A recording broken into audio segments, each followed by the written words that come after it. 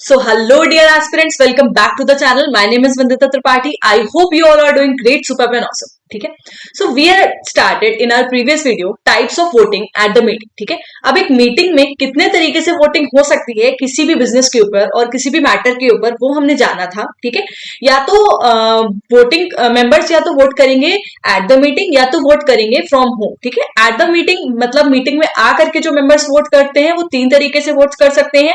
या तो voting by show of hands कर सकते हैं, या ई वोटिंग होगी, या through poll. Voting by show of hands is at first instance, one member one vote होता है. ठीक है. जब चेयरमैन इसको डिक्लेयर कर देता है और मिनट्स बुक में उसकी एंट्री हो जाती है, वो शो ऑफ हैंड्स होता है. ठीक है. इसके अलावा ई वोटिंग आता है जब कंपनी में शेयर होल्डर्स ज्यादा होते हैं या फिर मीटिंग में सारे ही शेयर होल्डर्स प्रेजेंट हो जाते हैं और voting by show of hands कराना पॉसिबल नहीं होता है. मतलब उतने उतने इतने सारे लोगों का शो ऑफ हैंड्स काउंट करना पॉसिबल नहीं होता है. तब कंपनीज कराती हैं e voting. E voting usually बड़ी कंपनीज कराती हैं, that is every listed company and every other company having members more than 1000. ठीक है. अब इसके अलावा जो कंपनीज के पास ई वोटिंग कराने का बजट नहीं होता है या फिर जो छोटी कंपनीज होती हैं और अगर उसके share holders voting by show of hands से सेटिस्फाइड नहीं होते हैं, देन वो डिमांड करते हैं poll. Poll is at second instance. अब पोल आपके चेयरमैन भी स्यूमोटो भी करा सकते हैं और on the requisition of members भी हो सकता है. रिक्विजिशनिस्ट उसके कुछ रिक्विजिशनिस्ट होने चाहिए, उतने लोग डिमांड करेंगे तब पोल होगी. अच्छा, वोटिंग एट द मीटिंग तो हमने लास्ट वीडियो में ऑलरेडी सीख लिया था, हमने अभी क्रैक्स में रिवाइज भी कर लिया. उसका लिंक आई बटन में भी दे दूंगी, डिस्क्रिप्शन में भी दे दूंगी, वहां जाकर के उसको क्लियर कर लीजिएगा. आज जो हम पढ़ने वाले हैं voting from home, that is postal ballot पढ़ने वाले हैं. अब इस पोस्टल बैलेट को कॉन्सेप्ट को समझने के लिए हम फिर से चलते हैं अपनी उसी स्टोरी पर. ठीक है. जहां पर एक मीटिंग चल रही थी और कुछ शेयर होल्डर्स को मिलकर के किसी मैटर पे, किसी बिजनेस पे डिसीजन लेना था. अब डिसीजन ऑब्वियसली मीटिंग से लेंगे. ठीक है. मीटिंग करके लेंगे. अच्छा, एक बात बताइए, हमने सीखा था कि एजीएम होती है साल में एक बार और ईजीएम होती है साल में बार बार. मतलब साल में जो एक बार होती है वो होती है एनुअल जनरल मीटिंग और उसके अलावा शेयर होल्डर्स की कोई भी मीटिंग होगी उसे कहेंगे एक्स्ट्राऑर्डिनरी जनरल मीटिंग. अच्छा, एक बात बताइए, क्या मीटिंग कंपनीज ऐसे ही करा लेती हैं? कंपनीज का पैसा नहीं खर्चा होता है? कंपनीज की बहुत सारे कॉस्ट इनकर होती है एक मीटिंग कराने में. कैसे होती है? शेयर होल्डर्स को, बहुत सारे शेयर होल्डर्स को नोटिस भेजना पड़ता है. उसके लिए नोटिस सारे प्रिंट होते हैं, वो शेयर होल्डर्स तक जाते हैं, सारे एनुअल रिपोर्ट्स प्रिंट होकर शेयर होल्डर्स तक जाती हैं. बहुत सारे खर्चे होते हैं. एक वेन्यू बुक होता है, वहां पर शेयर होल्डर्स का अरेंजमेंट कराना पड़ता है. कंपनीज की बहुत सारी कॉस्ट इनकर हो जाती है मीटिंग्स को कराने में. या फिर साल में एक बार मीटिंग होती है और अगर कोई मैटर मुझे आज डिस्कस करना है, मुझे चाहिए कि मैं शेयर होल्डर्स का अप्रूवल अगर आने वाले एक महीने में ले लूं और मेरे पास 21 दिन का समय नहीं है, मान लो अगले आने वाले 15 दिन में ही मुझे शेयर होल्डर्स का अप्रूवल चाहिए और मेरे पास 21 दिन का नोटिस भेजने का समय नहीं है, then what will I do? तो इन सब सिनेरियोस को ध्यान में रखते हुए अगर आपको शेयर होल्डर्स की मीटिंग करानी है और इन सब चीजों का भी फायदा उठाना है, मतलब कंपनी की कॉस्ट भी ना इनकर हो, कंपनी शेयर होल्डर्स की मीटिंग भी करा ले, सारे के सारे शेयर होल्डर्स इन्वॉल्व भी हो जाए उसमें, मतलब सारे के सारे शेयर होल्डर्स वोट भी कर दें उसमें, जल्द से जल्द मीटिंग भी हो जाए, तो इसके लिए एक कॉन्सेप्ट आया था, वो आया था कॉन्सेप्ट ऑफ पोस्टल बैलेट. उसको क्या कहते थे हम लोग? Concept of postal ballot. ठीक है. अभी पोस्टल बैलेट का कॉन्सेप्ट इतना ज्यादा आजकल डिमांड में है ना, जब से ई वोटिंग का कॉन्सेप्ट आया है और जब से सेबी ने चेंजेस लाए हैं एलओडीआर रेगुलेशंस में और बाकी और भी रेगुलेशंस में, दैट इज कोई भी केएमपी या फिर कोई भी डायरेक्टर को जब कंपनी अपॉइंट करती है तो शेयर होल्डर्स का अप्रूवल लेना जरूरी है विद इन 3 मंथ्स. तो ये 3 मंथ्स वाली कहानियां जब से आई हैं, एलओडीआर में चेंजेस आए हैं, तब से पोस्टल बैलेट का कॉन्सेप्ट बहुत ज्यादा इंपॉर्टेंट हो गया है, नॉलेज पॉइंट ऑफ व्यू से भी और प्रैक्टिकल पॉइंट ऑफ व्यू से भी. अब पोस्टल बैलेट में क्या होता है, यूजुअली कंपनीज सारे ही शेयर होल्डर्स को एक नोटिस देती हैं दैट हमें किसी मैटर पर आपका एसेंट या डिसेंट चाहिए. अच्छा, पोस्टल बैलेट दोनों तरीके से हो सकता है. पोस्टल बैलेट फिजिकल भी हो सकता है. फिजिकल कैसे होता है ये मैं बताती हूँ, यानी कि थ्रू बैलेट पेपर. ठीक है. थ्रू बैलेट पेपर भी हो सकता है. ये पहले होता था यूजुअली, छोटी कंपनी शायद अभी भी करा देती है. ठीक है. Postal ballot through e voting भी हो सकता है. ठीक है. दोनों तरीके से आपका पोस्टल बैलेट हो सकता है. बैलेट पेपर यानी कि फिजिकल पोस्टल बैलेट पहले होता था. पहले उसमें होता क्या था, कंपनी एक बैलेट पेपर और एक नोटिस, ठीक है, नोटिस के साथ बैलेट पेपर शेयर होल्डर्स के घर पे कुरियर करवाते थे और शेयर होल्डर्स को कुछ टाइम देते थे अपना डिसीजन मेकिंग करने के लिए. शेयर होल्डर्स डिसीजन मेकिंग करके उसमें अपना एसेंट या डिसेंट मार्क करके मतलब हाँ में राजी है या फिर ना में राजी है ये मार्क करके कंपनीज को कुरियर करवा देते थे. उन सारों की वोटिंग को काउंट किया जाता था और डिसीजन लिया जाता था. ठीक है, पहले ये प्रचलन था। अब ई वोटिंग का कॉन्सेप्ट आने के बाद यूजुअली कंपनीज जो प्रेफर करती हैं वो ई वोटिंग प्रेफर करती हैं, ठीक है। वो कैसे हम अभी आगे जानेंगे, ठीक है। अभी बस आप ये समझ लीजिए कि पोस्टल बैलेट का कॉन्सेप्ट एक बहुत इंटरेस्टिंग कॉन्सेप्ट है, जिससे ज्यादा से ज्यादा शेयर होल्डर्स का पार्टिसिपेशन मिल जाता है, कंपनीज को मीटिंग भी नहीं करानी पड़ती है और कंपनी को शेयर होल्डर्स का अप्रूवल भी मिल जाता है, ठीक है। तो चलिए शुरू करते हैं पोस्टल बैलेट का कॉन्सेप्ट। पोस्टल बैलेट का concept is given under section number 110 of the companies act 2013। Section number 110 में क्या लिखा हुआ है वो जानते हैं, चलते हैं। Section number 10, yes this is it. ये सारे नोट्स आपके बेयर एक्ट के बने हुए हैं। बेयर एक्ट से आप लोग सारे नोट्स टैली कर सकते हैं। यहां से आपको प्रोविजन क्लियर हो जाएगा। आपके पास जो भी नोट्स है वहां पर जाकर के आप उसे टैली कर लीजिएगा, एक एक पॉइंट आपको क्लियर होगा, ये मेरी गारंटी है, ठीक है। तो बिना किसी देर के चलिए शुरू करते हैं सेक्शन नंबर 110। अच्छा, सेक्शन नंबर 110 कहता है by companies having members more than 2000। अच्छा, पोस्टल बैलेट जो होता है ना वो हर कंपनी को कराना अलाउड नहीं होता है, ठीक है। वही कंपनीज को पोस्टल बैलेट कराना अलाउड होता है जिनके मेंबर 200 से ज्यादा होते हैं। मान लो 200 से कम मेंबर हैं तो यूजुअली कंपनीज शेयर होल्डर्स को बुला लेती हैं, शो ऑफ हैंड्स करा लेती हैं या पोल करा लेती हैं। बट मान लीजिए आपके शेयर होल्डर 200 से ज्यादा है, देन आपके ऊपर पोस्टल बैलेट मैंडेटरी हो जाता है, ठीक है। तब आपको कंपनीज को पोस्टल बैलेट कराने की रजामंदी है, वरना नहीं है, ठीक है। तो अगर कोई कंपनी के मेंबर 200 से ज्यादा है तो वो पोस्टल बैलेट करा सकती है। अच्छा, एक बात बताइए, क्या मैं हर मैटर को, हर एक बिजनेस को पोस्टल बैलेट के थ्रू कंडक्ट करा सकती हूँ? ठीक है, क्या ये क्वेश्चन है मेरा, क्या मैं हर मुद्दे को पोस्टल बैलेट के थ्रू कंडक्ट करा सकती हूँ? तो इसका आंसर है बिल्कुल नहीं। कुछ बिजनेसेस ऐसे होते हैं जिसके लिए कंपनीज पोस्टल बैलेट नहीं करा सकती हैं, जिसके लिए कंपनीज को फिजिकल एजीएम बुलाना जरूरी होता है। बिना फिजिकल एजीएम बुलाए वो मैटर डिस्कस नहीं हो सकते हैं। फिजिकल एजीएम में आप करा लीजिए, ई वोटिंग वो चल जाएगा, ठीक है। बट फिजिकल एजीएम बुलाना जरूरी होता है, उनको आप पोस्टल बैलेट के थ्रू करा नहीं सकते हैं, ठीक है। तो पोस्टल बैलेट कुछ मुद्दे जो होते हैं वो पोस्टल बैलेट से ही पास होते हैं। कुछ मुद्दे ऐसे होते हैं जो पोस्टल बैलेट से भी आप करा सकते हैं। कुछ मुद्दे ऐसे होते हैं जिनके लिए पोस्टल बैलेट बिल्कुल नहीं चलेगा, मतलब कि कुछ मुद्दों पे पोस्टल बैलेट ही चलेगा, मतलब उसके लिए आपको पोस्टल बैलेट ही कराना पड़ेगा। कुछ मुद्दों पे पोस्टल बैलेट बिल्कुल नहीं चलेगा, उसके लिए आपको मीटिंग बुलानी ही पड़ेगी। और कुछ मुद्दों के लिए पोस्टल बैलेट आपकी, मतलब इट्स योर चॉइस, आप करा भी सकते हो और नहीं भी करा सकते हो। सबसे पहले हम जानेंगे कौन से मैटर्स के लिए पोस्टल बैलेट कराना मैंडेटरी है, ठीक है, पोस्टल बैलेट ओनली। अच्छा, वो मैटर दिए हुए हैं rule number 22 of companies management of board, sorry, management and administration rules. ये एमबीपी गलत लिखा हुआ है, ठीक है।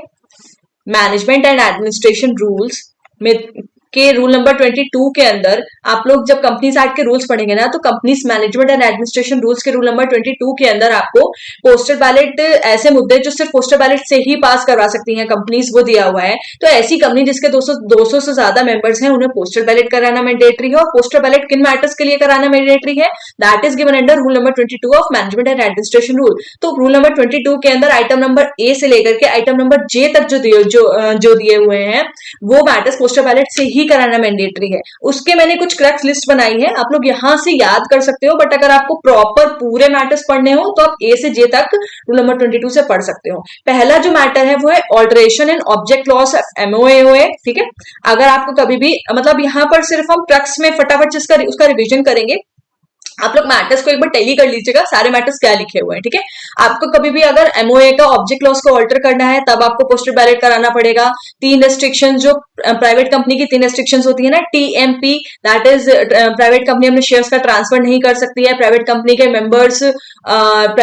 मेंबर्स कुछ लिमिटेड होने चाहिए। एंड प्राइवेट कंपनी कभी भी पब्लिक ऑफर नहीं ला सकती है प्रोस्पेक्टस इशू करके, ठीक है। तो अगर आपको इनमें से कोई भी रेस्ट्रिक्शन हटानी है या जोड़नी है तो आपको पोस्टल बैलेट कराना पड़ेगा, मतलब ऑल्टरेशन इन एमओए का object loss and alteration in 3 restrictions of private company, ठीक है। चेंज अगर आप कभी भी आपको कराना है कंपनी के रजिस्टर्ड ऑफिस में, ठीक है, या फिर कभी भी चेंज अगर आपको कराना है ऑब्जेक्ट लॉस फ्रॉम प्रोस्पेक्टस, यानी कि प्रोस्पेक्टस में आपका जो ऑब्जेक्ट लॉस लिखा हुआ है कभी भी आपको उसमें कुछ चेंज कराना है, या फिर कंपनी का आपको रजिस्टर्ड ऑफिस कराना है outside city town, outside the same city, town और विलेज, ठीक है। कभी भी आपको इश्यू करने हैं shares with differential voting rights, कभी भी आपको शेयर्स का बायबैक करना है, कभी भी आपको variation in right of debenture holders या क्लास मेंबर्स करना है, कभी भी आपको स्मॉल शेयर होल्डर डायरेक्टर्स का अपॉइंटमेंट करना है, ठीक है, इलेक्शन करना है, अगर आपको बेचना है होल या फिर substantially whole of undertaking under section 180 subsection 1 clause A के अंदर, और कभी भी आपको लोन सिक्योरिटी इंटरेस्ट गारंटी देनी है section number 186 subsection 3 of the companies act के अंदर जो दिए हुए हैं वो। तो ये कुछ 7-8 मुद्दे ऐसे हैं जिनके जो अगर आपको पास कराना है तो आपको पोस्टल बैलेट से ही पास कराना पड़ेगा। अच्छा, लॉ में ऐसा मैंडेट प्रोविजन इसलिए लगाया है क्योंकि ये कुछ ऐसे मुद्दे हैं जिसमें वाइडर शेयर होल्डर पार्टिसिपेशन जरूरी है, इस वजह से इन मुद्दों को पोस्टल बैलेट से ही पास कराने को बोला गया है ताकि सारे के सारे शेयर होल्डर्स इसको देख करके वोट कर सकें, ठीक है। अब कुछ ऐसे मैटर्स हैं जिसमें हम पोस्टल बैलेट बिल्कुल भी नहीं कराएंगे, मतलब ये जो 2 मैटर्स दिए हुए हैं सिर्फ 2 ही मैटर्स हैं जिसको पोस्टल बैलेट से आप बिल्कुल नहीं करा सकते हैं, ठीक है, शैल नॉट, बिल्कुल नहीं करा सकते। इसके लिए आपको मीटिंग बुलानी है। तो पहला है हमारा ऑर्डिनरी बिजनेस। ऑर्डिनरी बिजनेस हमारे कौन से, यस, ADDA वाले, ADAA या फिर ADDA अड्डा वाले, दैट इज अपॉइंटमेंट ऑफ सबसे पहला हमारा क्या था, ए फॉर हमारा था adoption of annual accounts, D for declaration and payment of dividend, A for appointment of auditor in place of those retiring and A for appointment of director in place of those retiring. तो जितने भी ordinary businesses हैं and number 2 में है businesses on which, जिसमें directors और auditors का right है to be heard at the meeting. अच्छा, हम आगे पढ़ेंगे कि कुछ रेजोल्यूशंस ऐसे होते हैं जिसमें डायरेक्टर्स और ऑडिटर्स का राइट होता है कि उनको मीटिंग में बुलाया जाए और शेयर होल्डर्स उनको आमने सामने सुन सके। जैसे फॉर एग्जाम्पल डायरेक्टर्स को टर्मिनेट किया जा रहा है, या किसी शेयर होल्डर को या किसी ऑडिटर को टर्मिनेट किया जा रहा है, या ये लोग रिजाइन कर रहे हैं क्योंकि कंपनी में फ्रॉड चल रहा है,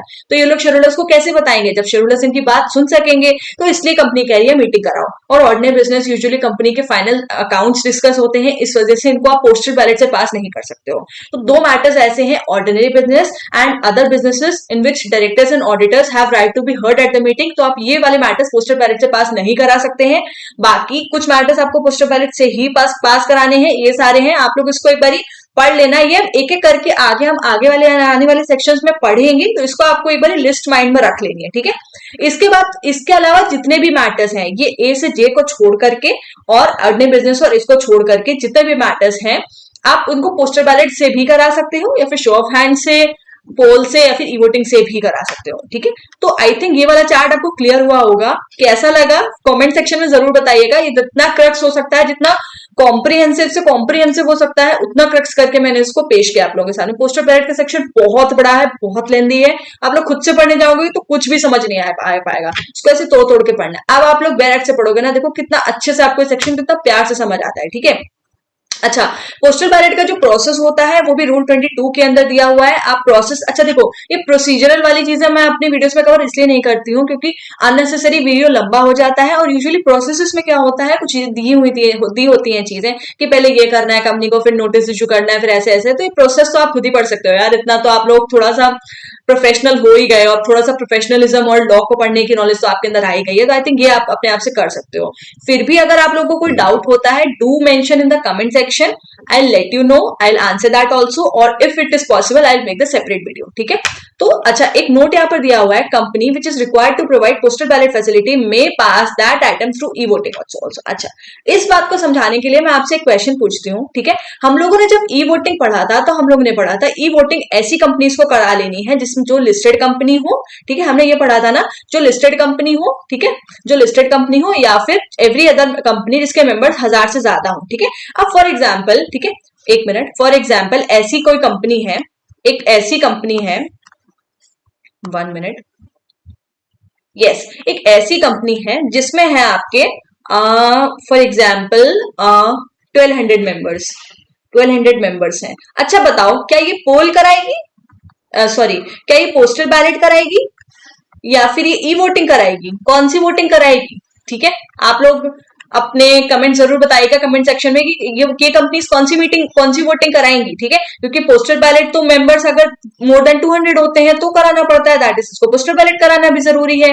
और ई वोटिंग कब कराना होता है? जब मेंबर्स मोर देन 1000 होते हैं, तो मेंबर्स मोर देन 1000 भी है तो इसको ई वोटिंग भी कराना जरूरी है। तो ऐसी कंपनीज को बोला गया है जिनके 200 से ज्यादा मेंबर्स हैं और 1000 से भी ज्यादा मेंबर्स हैं, ऐसी कंपनीज को बोला गया है आप पोस्टल बैलेट मत कराओ, आप ई वोटिंग कराओगे तो भी चल जाएगा, ठीक है।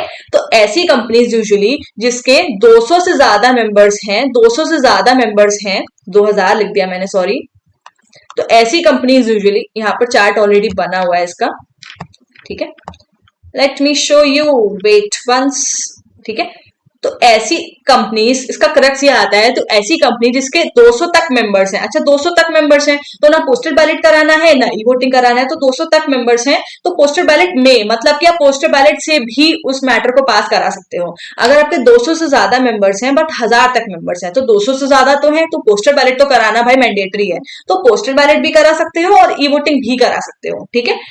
मतलब पोस्टल बैलेट तो कराना मैंडेटरी है ही, आप ई वोटिंग भी करा सकते हो यूजुअली, क्योंकि ई वोटिंग 1000 मेंबर्स के बाद अप्लाई होता है, ठीक है। तो आप दोनों ही करा सकते हो, ठीक है। 200 से ज्यादा है बट अप टू 1000, लेकिन अगर 1000 से ज्यादा मेंबर्स हैं तो आपको ई वोटिंग ही कराना है। तभी आपने देखा होगा जो बड़ी बड़ी लिस्टेड एंटिटीज हैं जिसके 1000 से ज्यादा मेंबर्स होते हैं, वो पोस्टल बैलेट और ई वोटिंग को कंबाइन करके कराते हैं, क्योंकि पोस्टल बैलेट भी उनके ऊपर अप्लाई हो गया है, 200 से ज्यादा मेंबर्स हो गए हैं, और ई वोटिंग भी अप्लाई हो गया है क्योंकि 1000 से ज्यादा मेंबर्स हो गए हैं, तो वो postal ballot including e voting कराते हैं, ठीक है। बट अगर कोई कंपनी के मेंबर्स 200 से ज्यादा है बट 1000 तक है, तो आप पोस्टल बैलेट और ई वोटिंग में से कुछ भी करा सकते हो, क्योंकि पोस्टल बैलेट तो मैंडेटरी है ही, और ई वोटिंग करा लेंगे तो वो पोस्टल बैलेट से और अच्छा हो जाएगा। तो ई वोटिंग यूजुअली 1000 के ऊपर कराना है, ठीक है। तो इसका एक, ये वाले का अगर आपको समझ ना आया हो तो इसका एक एग्जाम्पल देते हैं, ठीक है। एक कंपनी है जिसमें 200 मेंबर्स हैं, ठीक है, जिसमें 200 मेंबर्स हैं, और एक कंपनी है जिसमें 1000 मेंबर्स हैं, ये करा रही है, एक मिनट, ये करा रही है पोस्टल बैलेट और ये करा रही है ई वोटिंग। तो ज्यादा अच्छा कौन सा है? ई वोटिंग वाला ना। तो इसको कहते हैं ई वोटिंग वाला ना, तो इसको कहते हैं कि अगर आप बीच की कंपनी हो, मान लो 400 मेंबर है, ठीक है, 400 मेंबर है तो 200 वाला तो अप्लाई हो ही गया है, तो इसको कहते हैं कि तुम ई वोटिंग करा लो, ठीक है। तो ई वोटिंग करा लो तो ज्यादा अच्छा है एक तरीके से। तो आई थिंक अब आप लोगों को क्लियर हो गया होगा कि पोस्टल बैलेट, कुछ मैटर्स पोस्टल बैलेट से ही होंगे, कुछ मैटर पोस्टल बैलेट से बिल्कुल नहीं होंगे, कुछ मैटर पोस्टल बैलेट से भी हो सकते हैं, ठीक है। और अप टू 200 मेंबर्स है तो पोस्टल बैलेट करा सकते हो, में 200 से ज्यादा है, 1000 तक है तो पोस्टल बैलेट, ई वोटिंग कुछ भी चलेगा, और अगर 1000 से भी ज्यादा है तो ई वोटिंग से ही वो मैटर पास होंगे। तो आई थिंक आप लोगों को पोस्टल बैलेट तो क्लियर हो गया होगा माइंड में बहुत अच्छे से। कोई भी डाउट हो, कोई भी कंफ्यूजन हो, do let me know in the comment section, और वीडियो को लाइक शेयर सब्सक्राइब जरूर कर देना यार, ताकि मुझे भी मोटिवेशन मिलता रहे आगे और अच्छी वीडियोस बनाने का, और अच्छे इंटरेस्टिंग कॉन्सेप्ट्स और बहुत प्यारे प्यारे सेक्शंस आगे आते रहेंगे जनरल मीटिंग से रिलेटेड। अब ज्यादा सेक्शंस बचे नहीं हैं, क्रक्स में इसको खत्म करते हैं, एंड तब तक के लिए पढ़ते रहेंगे मन लगा के, एग्जाम्स बिल्कुल करीब हैं, और happy studies and tata bye.